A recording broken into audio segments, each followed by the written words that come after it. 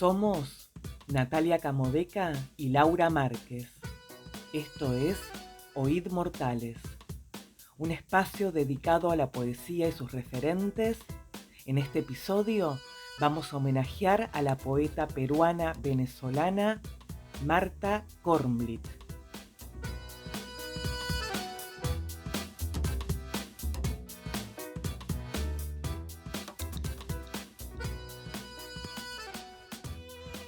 Marta Kornblit. ¿Quién puede decir que he perdido?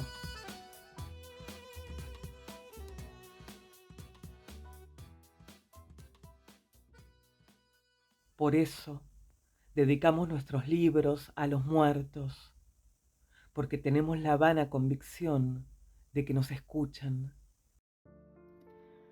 Marta Kornblit nació en 1959 en Lima, Perú, aunque desde niña vivió en Venezuela. En 1982 fue diagnosticada con esquizofrenia y permaneció internada en una clínica, de la que salió con una recuperación significativa. Sin embargo, en 1989 la enfermedad volvió a manifestarse. El 29 de mayo de 1997, a los 38 años, murió en Caracas al arrojarse por la ventana de un 5º piso. Fue licenciada en Comunicación Social por la Universidad Central de Venezuela. Cursó estudios en la Escuela de Letras de la misma universidad y fue miembro fundador del grupo editorial Eclepsidra. Su poesía es poco convencional. Se caracteriza por una voz directa, despojada, ajena a las formas predominantes de la poesía venezolana de los años 90. Su escritura no se alinea ni formal ni temáticamente con las tendencias de su generación. Rompe esas formas. Su poesía es confesional, existencial y descarnada, más cercana al diario íntimo que a una construcción estética calculada. Escribe con una sinceridad brutal, casi sin ornamento. Rechaza el experimentalismo intelectual y los juegos formales de sus contemporáneos. Su voz surge desde la angustia, la enfermedad mental, la soledad y la precariedad vital. La forma poética se vuelve mínima, directa, desgarrada, un grito más que una arquitectura.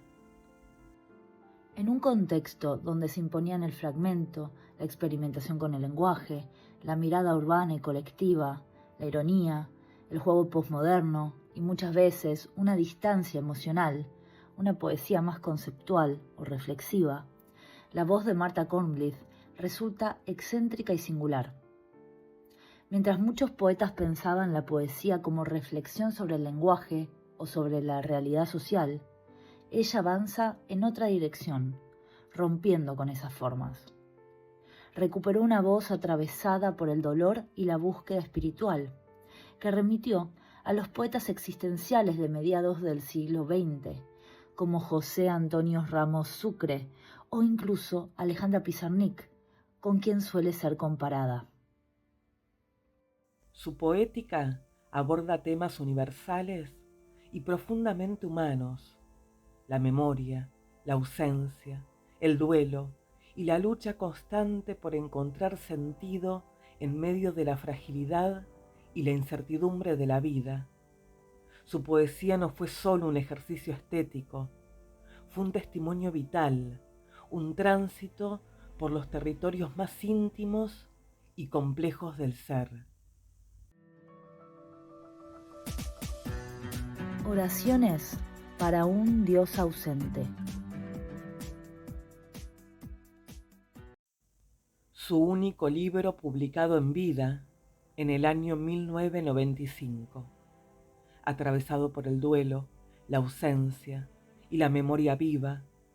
La memoria no aparece como un recuerdo lejano o estático, es una presencia activa que habita el presente y lo modifica, transformando la experiencia cotidiana en un espacio donde el dolor y la nostalgia conviven con la presencia viva de lo ausente. La ausencia lejos de ser un vacío silencioso, se convierte en un motor, un espacio cargado de sentido, donde se dialoga con lo perdido, con quienes ya no están, pero siguen formando parte de la vida a través de la memoria. En las noches, los sueños me laceran. Somos dos las que asistimos a un cielo imperfecto. Veo el ojo, pero el ojo es ciego. Veo el sol, pero lo subyace la penumbra. Veo al hombre, pero el hombre me reniega. Me paseo sobre un Dios que estoicamente sufre. Una vez viví en esos países donde ahora habitan hombres que ya han muerto. Los veo como afirmación, pero son solo una metáfora. Los quiero, pero no me reconocen. Veo el cuarto, pero esos cuartos ya tienen huésped. No se trata solo de una ausencia física o literal, sino de una ausencia simbólica que se manifiesta como un vacío profundo que inquieta y que invita a la interrogación. Esta ausencia provoca un silencio que es a la vez incómodo y revelador, un espacio donde se tensionan las certezas y se abren las preguntas fundamentales sobre el sentido de la vida, la fe y la conexión con lo trascendente. En Oraciones para un Dios ausente, desde el título se vuelve evidente la ausencia como eje. Hay una necesidad de dialogar, pero no hay nadie que responda. No se trata solo de la falta de Dios, sino también de la falta de respuestas claras, de certezas absolutas, de consuelo. Entonces, ¿para qué dialogar? La voz poética es consciente de esta tensión, pero no intenta resolverla con respuestas definitivas. Por el contrario, se instala en la duda, en la pregunta reiterada, en el cuestionamiento. Esta voz no niega el dolor ni el desamparo, los asume y los integra como parte inseparable del camino hacia el conocimiento y la reflexión. En este sentido, resulta iluminador que el silencio no sea solo ausencia, sino también una posibilidad para acceder a lo sagrado a través de la creación. Por eso, dedicamos nuestros libros a los muertos, porque tenemos la vana convicción de que nos escuchan. Nosotros, cómplices de oficios menos inocentes, creemos que seremos dioses en otros mundos, porque pensamos que la felicidad es la distancia del milagro, cuando soñamos con una palabra, cuando vemos alzarse los aviones.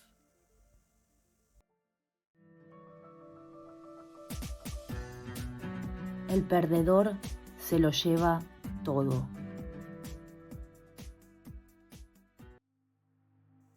Publicado de manera póstuma, este libro despliega un universo donde el azar, la pérdida y la memoria se entrelazan hasta volverse inseparables. El mundo del juego y de las apuestas no aparece como un simple decorado, sino como un lenguaje para hablar de la vida. La ruleta, las cartas, los tapetes rojos y los casinos funcionan como metáforas del destino, de la fragilidad y de la incertidumbre que atraviesan la experiencia humana. ¿Quién puede decir que he perdido? Si no es menos naranja la naranja porque se pudre, si no es menos árbol el árbol porque se tuerce, si nos cubre el hábito del cielo, el hábito de la mañana, el hábito del día. Todo esto que hemos hecho, fructuoso o no, es nuestra piel, nuestro nombre. No podemos recorrer todos los jardines, no podemos tener todos los silencios. Este camino es nuestro único camino. Nuestras raíces se han aferrado al oro y al barro. Hemos cosechado en la podredumbre. que nuestro privilegio, nuestra ganancia, es la costumbre y el viaje. Es a lo que me refiero.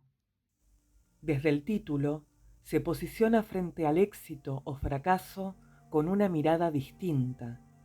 Frente a un mundo que celebra al ganador, Kornblit invierte el lema y nos dice que el perdedor, en realidad, se lo lleva todo, porque acumula la experiencia, el viaje, la costumbre de vivir incluso en las condiciones más adversas. Este modo de asumir la pérdida no es resignación pasiva, es una forma de resistencia. Ayer hubo hombres que apostaban su destino en otras tierras, donde los jugadores desfilaban como ejércitos en la noche, en la ausencia de relojes, la vigilia de las orquestas, y la dulce vida se concretaba como en una estampa de Andy Warhol. De esas playas inusuales, sin luz de día, se despedían los cuerpos, rozagantes, tranquilos. Si mi vida fuera así de baldía, si no estuviera ahora en esta tierra de poetas que sufren y rememoran lo perdido, sus infancias, sus paraísos.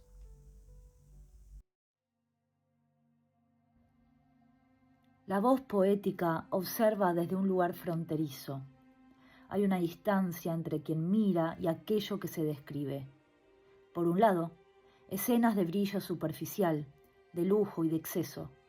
Por otro, una tierra de poetas que recuerdan lo perdido, las infancias, los paraísos desaparecidos. El contraste es constante. Otras tierras frente a esta tierra, abundancia frente a escasez, juventud y artificio frente a memoria y dolor.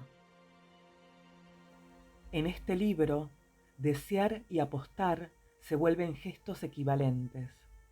Ambos implican un salto al vacío, una entrega a algo que nunca está garantizado. La vida parece como una partida desigual, donde las cartas no se reparten de forma justa y donde el resultado nunca está asegurado. Aquí hay hombres y mujeres que pueblan la intemperie, habituando sus cuerpos a las madrugadas. Aquí hay sonrisas familiares, esbozándose bajo un cielo de luces artificiales y plafones de arañas. Aquí hay gerentes que riegan oxígeno para que resistan los jugadores y obsequian tragos y cigarrillos mentolados. Aquí hay ancianas, de cejas pintadas y fúnebre alegría, auxiliándose con sus bastones sobre los rojos tapetes. Aquí hay jovencitas, esbeltas y provocadoras, traficando con sus caras, y dealers comprando belleza a cambio de exquisitos trucos en las barajas. Aquí hay gigolós apostando a la ruleta, y en el fondo un poeta ilustre jugando a los dados, ebrio en su sangre. Los personajes que pueblan este universo aparecen dibujados con un realismo casi cinematográfico. No hay moralizaciones ni distancia irónica, hay observación atenta. En ese mundo suspendido, sin relojes y bajo luces artificiales, conviven la comedia y la tragedia. El azar reparte destinos desiguales, pero también abre espacios de resistencia y esperanza. La obra concluye reivindicando que perder no es fracasar. Cada experiencia, incluso en la precariedad, constituye identidad y sentido. En el juego incierto de la vida, toda vivencia es ganancia y posibilidad de creación. A veces, la vida viene como un haz de reyes y habitamos palacios e imperios. A veces, la vida viene como la carta más baja, rozamos con otros transeúntes la suciedad en las aceras, habitamos los árboles, los pájaros, pedimos el pan como los pobres. A veces, la vida viene como la vileza, Entonces nos aferramos a la suerte frenéticamente. Sesión de endodoncia.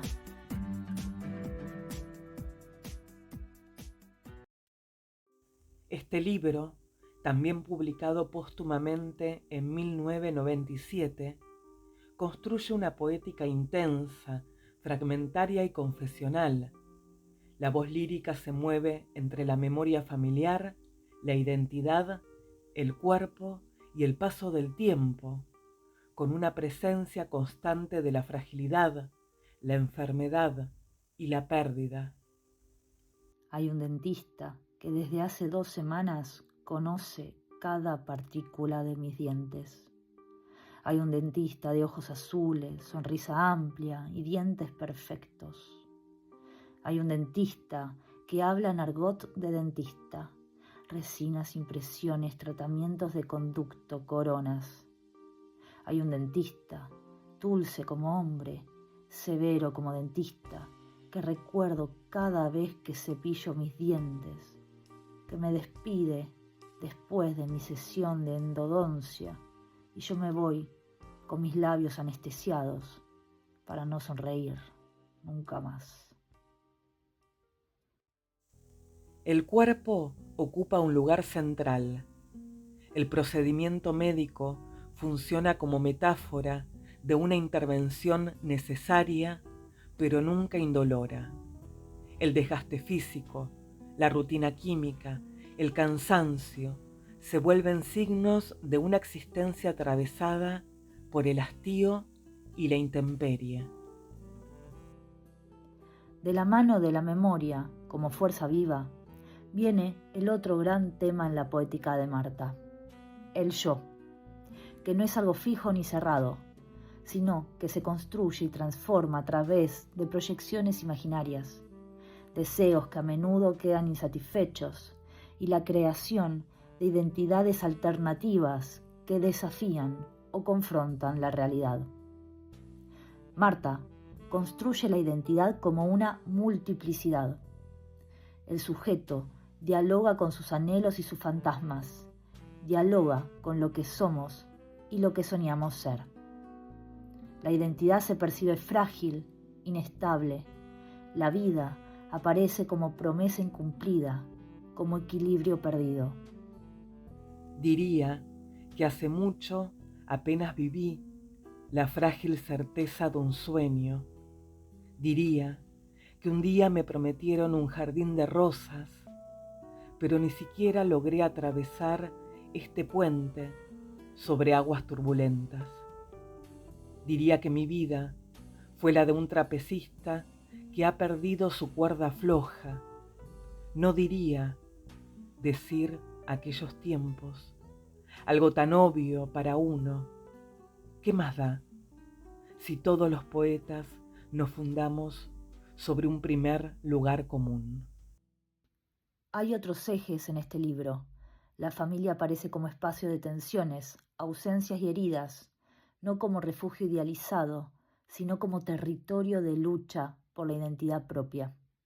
Madre, he de confesarte que además de haber enterrado a la muñeca, no he cumplido con tus aspiraciones de buena ama de casa, madre de hogar, hijos, nietos, etc. Que me convertí en poeta, que es lo mismo que decir en poeta suicida, y que por eso juego y seduzco a la muerte todas las noches. Madre, he de confesarte que sola, ahora, apenas persigo cucarachas, persigo cucarachas, persigo cucarachas, persigo cucarachas. Otro eje importante es el de la soledad y el hastío, y en estrecha relación la poesía como resistencia, pero también como condena.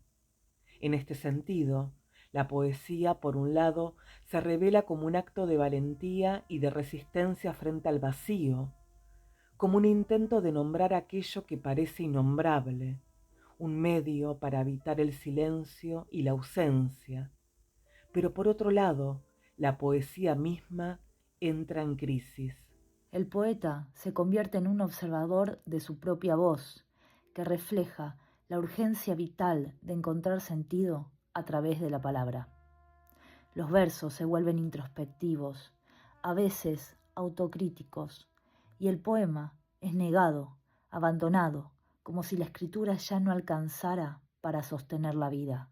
Adiós, poema, adiós. He tratado de explicarme el cielo. He bailado con un poeta en noches ebrias. Adiós, poema, adiós.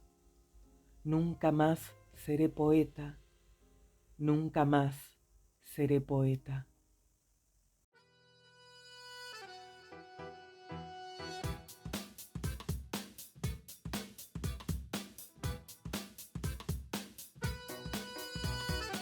Somos Natalia Camodeca y Laura Márquez. Esto fue Oíd Mortales.